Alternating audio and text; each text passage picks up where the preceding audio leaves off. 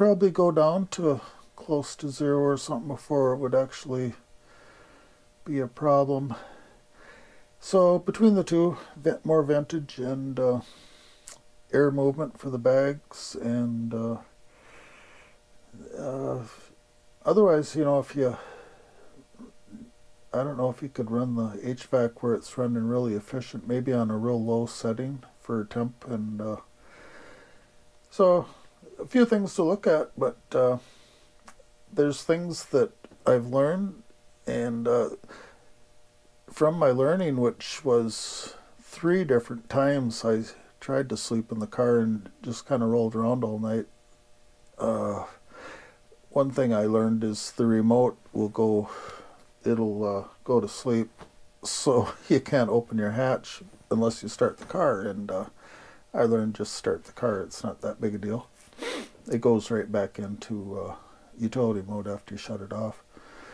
And another thing is the little button on the driver's door for locking the back doors, child-proofing them so the child doesn't open the door and fall out, I guess. But it took me a while to figure out what was going on there. But so it's goes on automatically. The Kia doesn't give you the choice of having that enabled or not. So you got to look over, and if it's lit, then you go push the button, and then it takes that away so that you can open windows, and not, you can close, open doors. Now, opening the windows, I'm not sure about that. I gotta check that the next time I do it.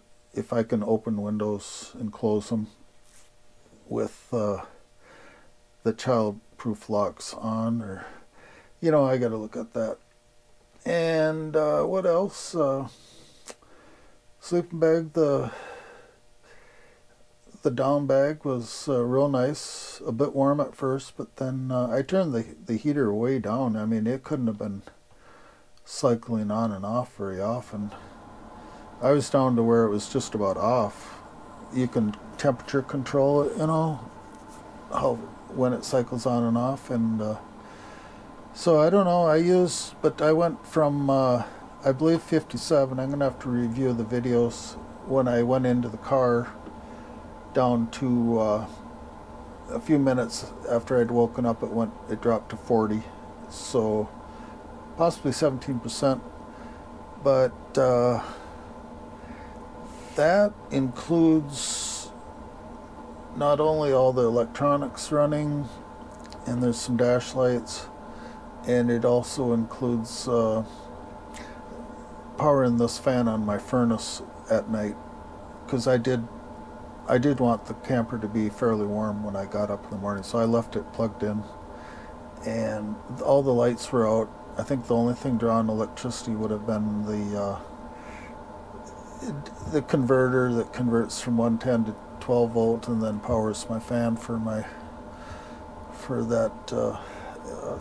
the furnace. So anyways, I gotta, maybe the next time I'll take more careful notes, but I was just so happy that everything worked out. That big mattress is the deal, and I found through trial and error and sleepless nights that I don't want it a lot of pressure in that mattress. I want it so you could just about push your hand through the mattress to the floor if you pushed the points of your hand. You know, that little air in there, it works for me, and I was practically more comfortable in that bed sleeping in that car than I sleep on my normal bed. So fantastic. Yeah, so anyways, this probably went into 2 videos, and I hate to bore you too much with too much talking, but it's what I do. Oh yeah, we're at about 5 minutes into a second video. So plans for the day, I'm gonna have a second breakfast here, and I'm gonna, oh look at that, a bug came to life. Kind of a pesky bug. But anyways, I need to run to town. My battery is down to 38%, and I tell you what, the night before I was going to spend a night, and it went, and this has happened twice on me. It jumped from, I think I had 33% down to 29. Just, I looked over and it's like 29%. And I debated, you know, skimping on electricity and running to town, but skimping on electricity and staying out here, and then possibility, you know, it wasn't really a possibility at that time of the night to run into town and put a little charge on my battery. So I just went into town and spent the night, and it was fine. And then I charged overnight at a good rate, cheap rate of electricity. So things worked out well, and but I know at that percentage, you know, I got to run to town. I might not have to, depending on how much time I spend in town, I might not have to DC fast charge over in Canada. And then tonight will be my last night, and I might even bring some stuff in today, pull that tent down outside, and start packing, and then come back out, you know, spend one more night, clean the camper, and bring everything else in. It looks like we're in for some snow, which I wouldn't mind being out here if it snowed lately. You know, it would be kind of nice, but I got stuff to do. Enough camping for now.